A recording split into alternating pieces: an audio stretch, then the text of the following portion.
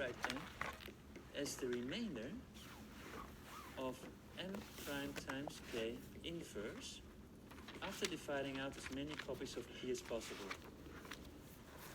So what we did here is to first prove that the difference between those two is a multiple of p. That's essentially what congruent modulo p means. That's the definition. So now that I know that the difference is a multiple of p, and if I know that m is actually in this range up to p minus, so of p. So now we can actually start talking about this second version of the Turing code that we invented. Let's have a look at this remainder. So let's write it out again. The remainder of m times k after dividing out as many multiples of p, well, we know that this is congruent to m times k modulo p. So why is this? Well, we just apply the definition over here. We take the difference between those two. So here we have the remainder of m times k after dividing out as many multiples of p. And if we subtract that from m times k, well, then we have something that is a multiple of p, because that's what we divided out. So the difference is a multiple of p. So that means that p divides the difference, and that's the definition of saying that this remainder is congruent to mk modulo p. So this is kind of interesting, because now we can rewrite over there, well, not really rewrite, but we can use this to analyze the encryption over here.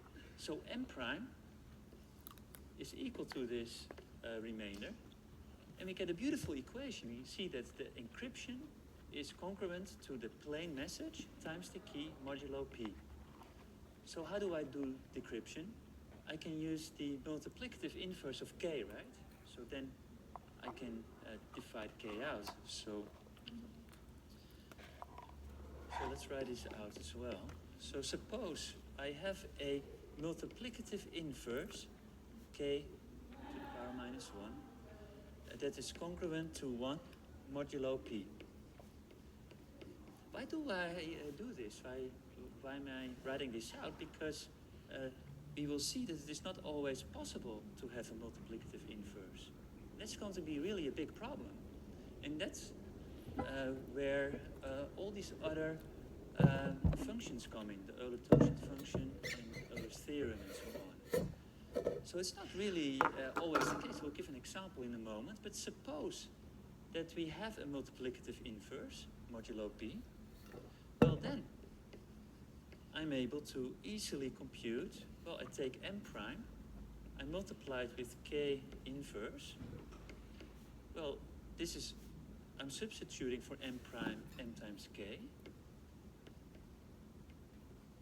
times k inverse. I still have this left.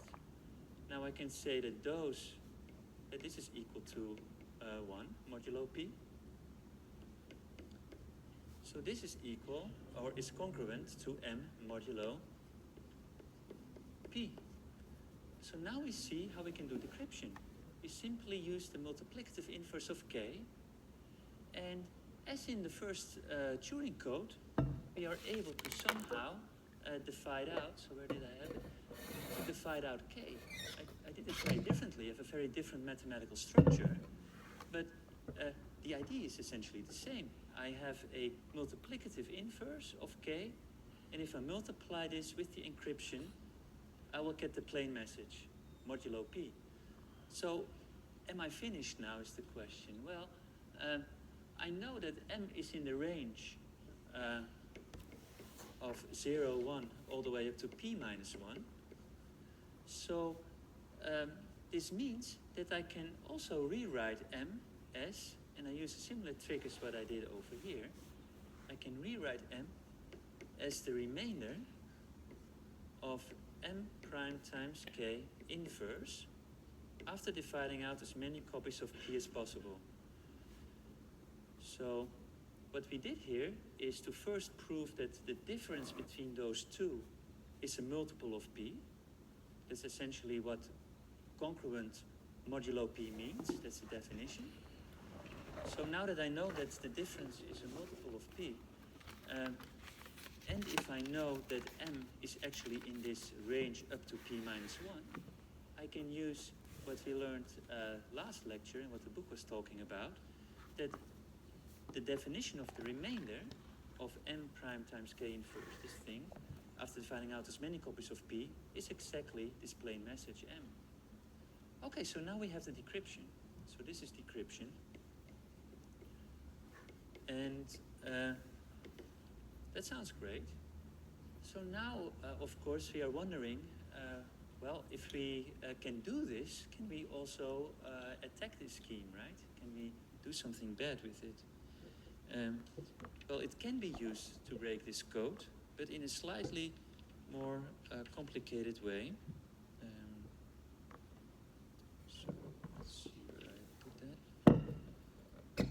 Right, so what we're going to use now, so when we talk about security and so on, you can think of all kinds of ways to break an encryption scheme. So we started out with, in the first version, well, what if I just know the encryption, and then, well, I cannot know anything about the plain text simply because I know that it's very hard to factor a product of two large primes. Then I said, but suppose I can know a little bit more as an adversary. Suppose I have a plain message together with a encrypted message. Well, then I could do this GCD trick and figure out and break the scheme. And now we're going to do something similar, and we say, well, suppose that I do not know two encryptions, but I know a plain message and a corresponding encrypted message. So if I know such a pair, which is, I mean, in practice, such type of information will be leaked, then in this case I can break it. So we call this the known plain text attack. And it assumes that we know, as an adversary, I know a message, a plain message, M, and also an encryption of this message,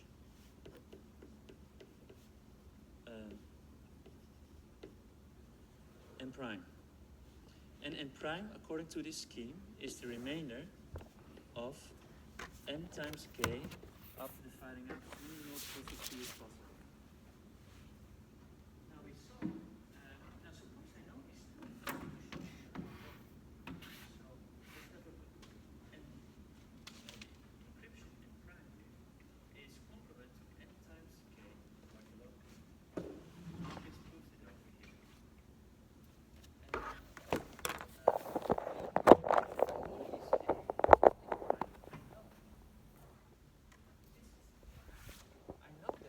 GCD of M and P equals 1.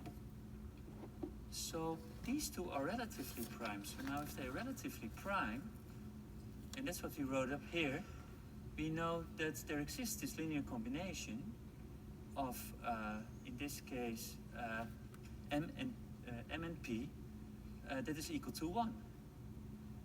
And in this way, we can figure out how to compute the inverse, the multiplicative inverse of M. So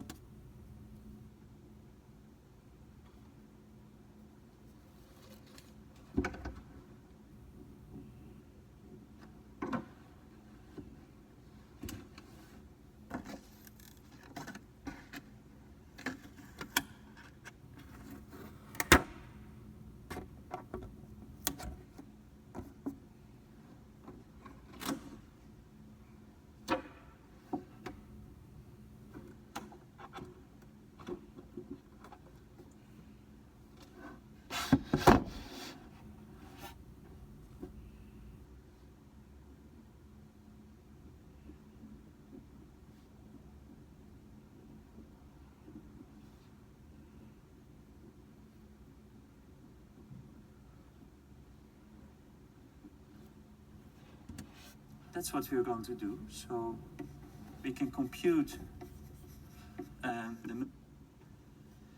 and also an encryption of this message.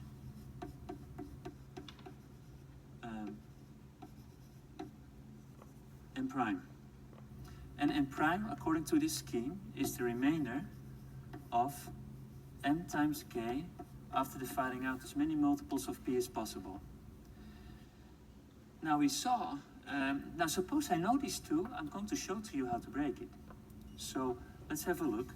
The encryption M prime here is congruent to M times K modulo P. We just proved it over here. And what do we know? We know that P is a public prime. I know P. Since it's a prime, I know that the GCD of M and P equals 1. So these two are relatively prime. So now if they're relatively prime, and that's what we wrote up here, we know that there exists this linear combination of, in this case, M and P that is equal to 1. And in this way, we can figure out how to compute the inverse, the multiplicative inverse of M.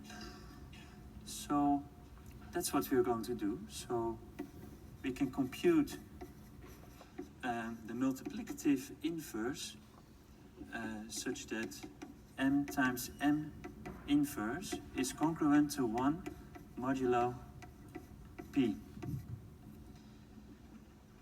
So now we can do the next step. What could I do next? So let's see, if I have such an inverse, then I can take my encrypted message that I have as an attacker, which is M prime. I know M, and since P was public, I can compute this multiplicative inverse, so I can just So that's what we're going to do. So we can compute the multiplicative inverse such that M times M inverse is congruent to 1 modulo P. So now we can do time, and that's what we wrote up here. We know that there exists this linear combination of, in this case, M and P that is equal to 1. And in this way, we can figure out how to compute the inverse, the multiplicative inverse of M. So that's what we're going to do. So we can compute, suppose I know these two, I'm going to show to you how to break it. So let's have a look. The encryption M prime here is congruent to M times K modulo P. We just proved it over here. And what do we know? We know that P is a public prime. I know P. Since it's a prime, I know that the GCD of M and P equals 1.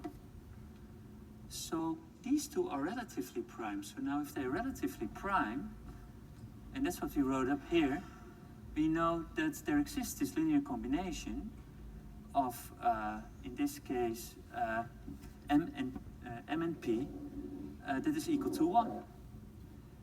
And in this way, we can figure out how to compute the inverse, the multiplicative inverse of M. So that's what we're going to do. So we can compute the multiplicative inverse such that M times M inverse is congruent to 1 modulo P. So now we can do the next step. What could I do next? So let's see, if I have such an inverse, then I can take my encrypted message that I have as an attacker, which is M prime. I know M, and since P was public, I can compute this multiplicative inverse, so I can just compute this product, and I know that this is actually equal to, well, K times M inverse. This is again equal to congruent to 1 modulo p. So this is equal to k modulo p. So now all of a sudden I know k modulo p because I know those two. So if I know k, I can compute its multiplicative inverse. So I can compute k inverse modulo p. And if I know k inverse, again, I can use it to decrypt any other encrypted message that I receive. So for all future encrypted messages, I do not need anymore the plain messages. I've already used, just by using one plain message encryption pair, I have been able to compute the secret key and the whole scheme is broken. So security is kind of an interesting science. We can always think of more tricks to break schemes or other assumptions that we haven't thought about before. So now let's talk about, so what did we do here? We have been talking about encryption, these two schemes.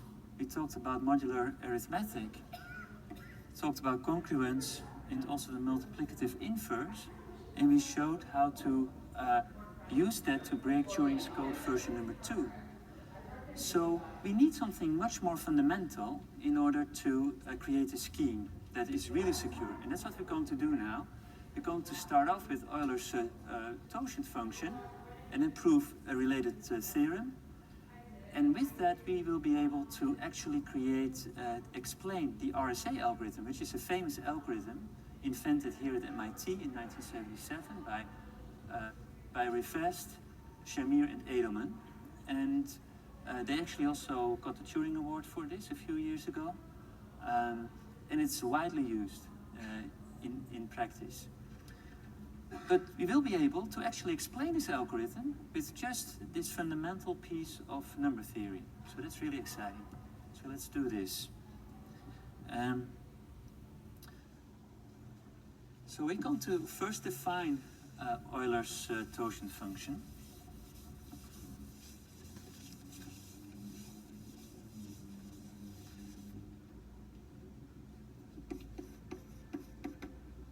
And it's related to this multiplicative inverse.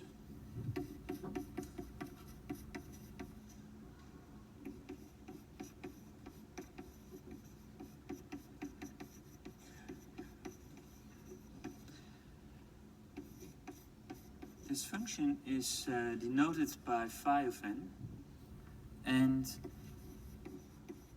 it denotes the number of integers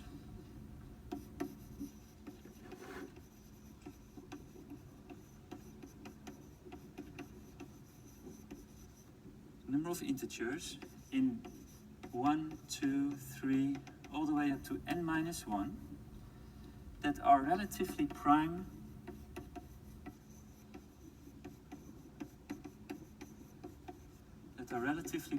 to n.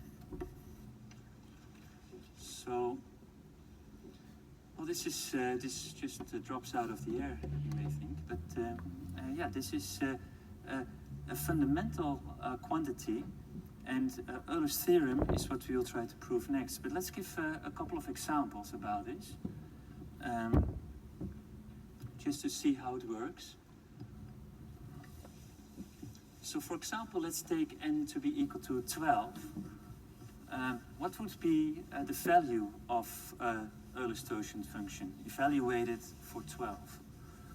So if you take 12, we have the following numbers to consider: 1, 2, 3, 4, 5, 6, 7, 8, 9, 10, 11, and 12. So now let's have a look. We want to count the integers that are relatively prime to 12. Well, 1 is relatively prime to 12. Why is that? Because the GCD of 12 and 1 is equal to 1, and it's the definition of being relatively prime. So this is a good number. The GCD of 12 and 2, well, both are divisible by 2, and so they're not relatively prime because the GCD is at least 2, in this case equal to 2.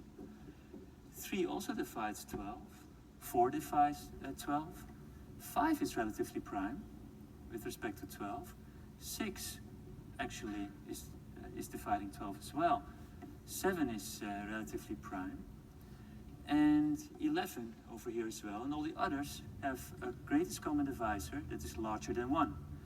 So here we see that the Euler-Tauschig function evaluated in 12 is equal to 4. There are 1, 2, 3, 4 integers that are relatively prime. Okay, so let's have a different one, say n equally prime. There are 1, 2, 3, 4 integers that are relatively prime.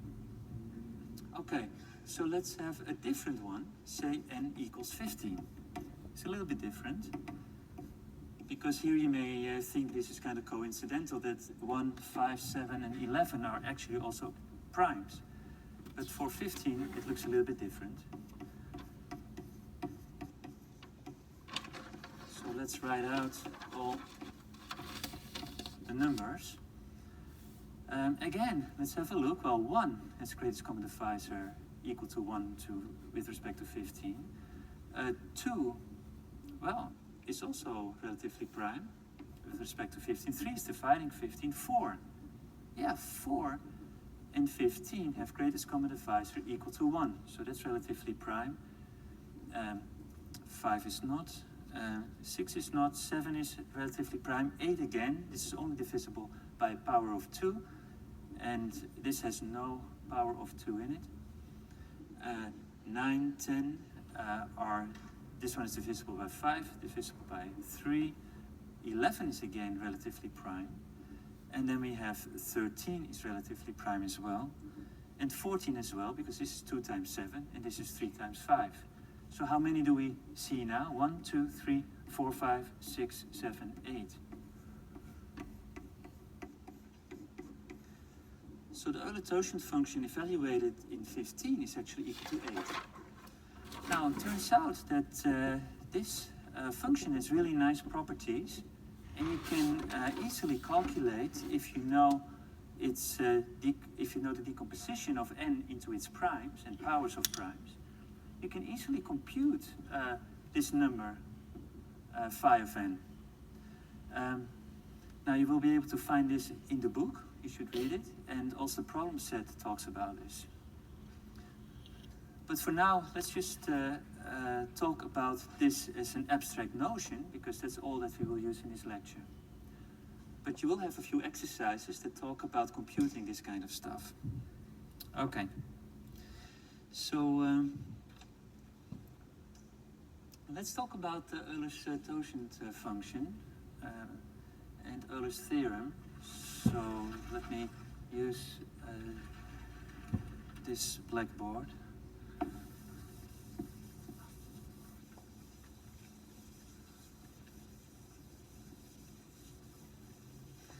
Now this is really an exciting theorem, and it's a little bit hard to prove. That's why we'll need a little bit more time to do this.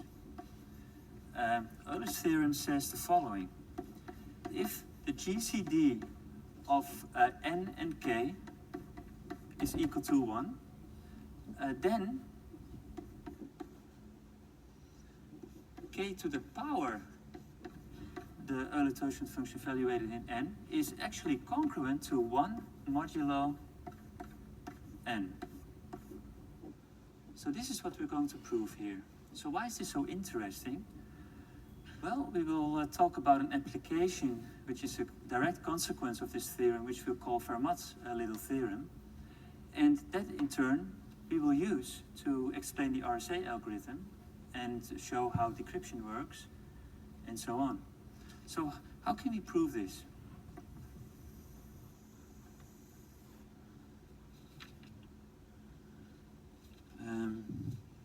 We will start with a first lemma.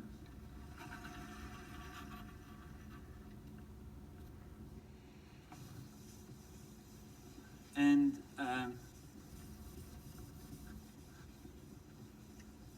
then we're going to do a few tricks, mathematical tricks, you will see it.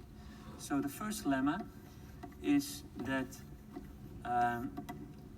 if I know that the GCD, which is what we assume in the statement of the theorem, if I know that the GCD of n and k equals 1, then I know that a times k, if a times k is congruent to b times k modulo n, then this implies that a is congruent to b modulo n. Well, this seems to be kind of a straightforward lemma. I will only talk about its proof. So how do we do it? Well, first of all, I know that the GCD of n and k equals 1. So that means that I can create a multiplicative inverse, because I know that there is such a linear combination that that will end up to 1. So I have the multiplicative inverse. I multiply both sides with this, and then I will end up to a is congruent to b modulo n. And actually, you can use some of the facts on your sheet to prove this.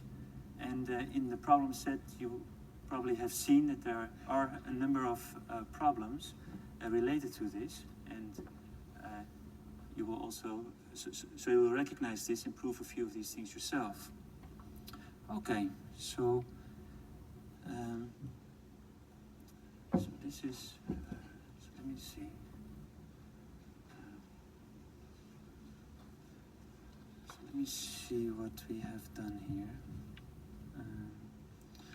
Actually, I noticed that I've missed one statement that I would like to explicitly mention. I mean, I've used it a few times.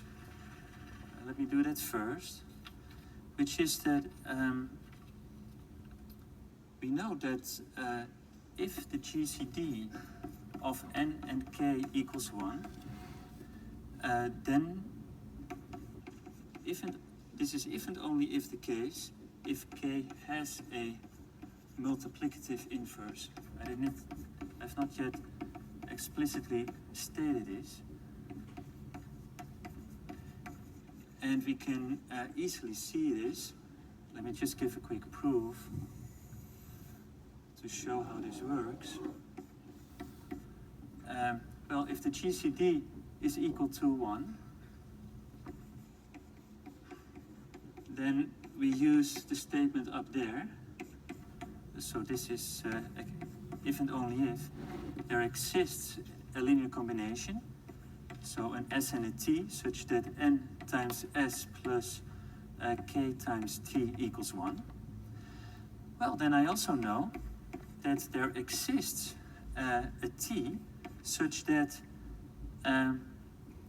actually the difference between 1 and k times T is divisible by n. So n divides the difference of k times t minus 1. So why is that? Well, if I look at the difference between k times t and 1, that difference is n times s.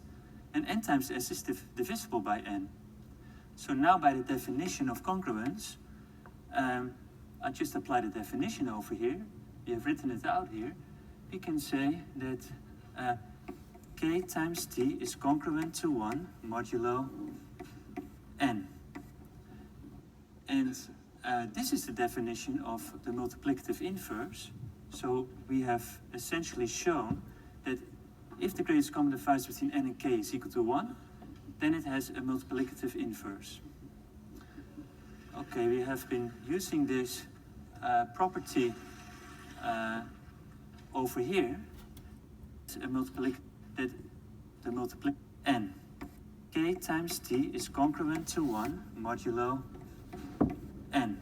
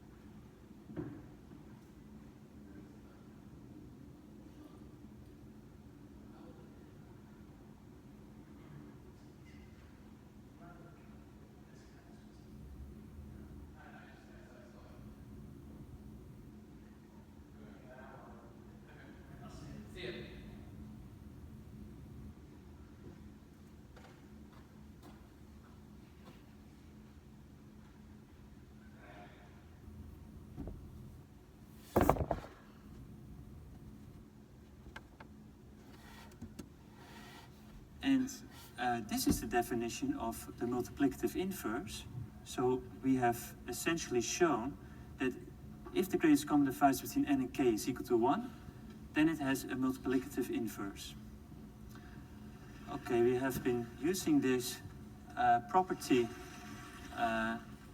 over here because we assume that the greatest common divisor is equal to 1. So we now know that there exists a multiplicative inverse of k.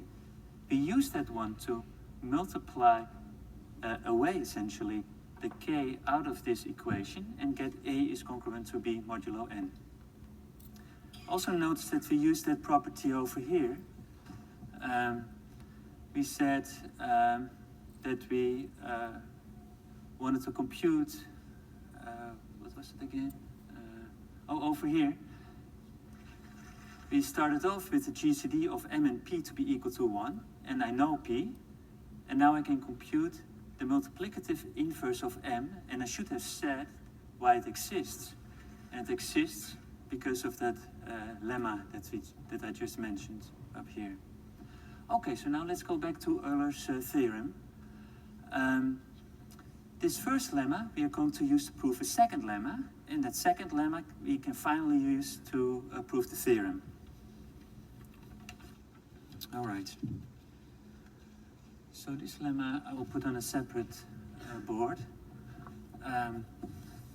because it contains quite a number of steps to prove.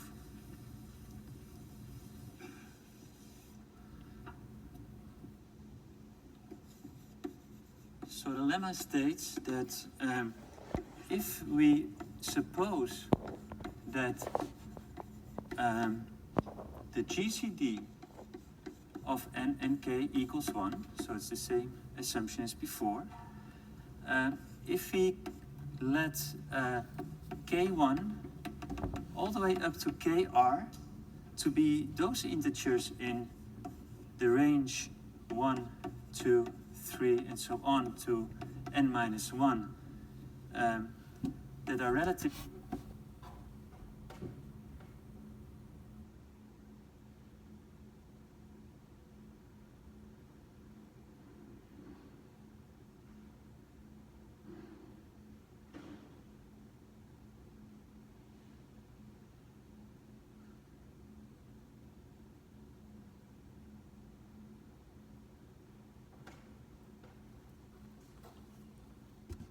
Prime, so these denote the integers relatively prime to n.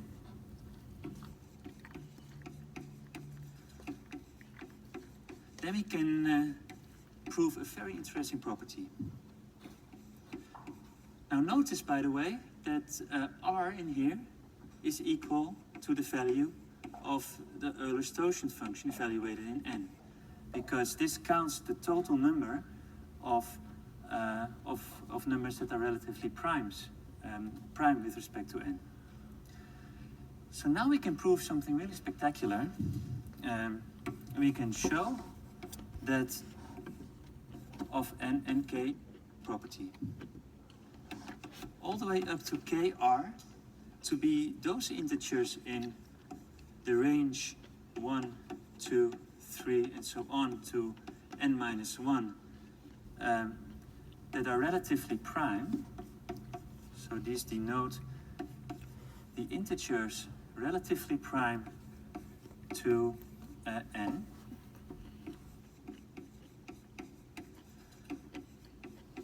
Then we can prove a very interesting property.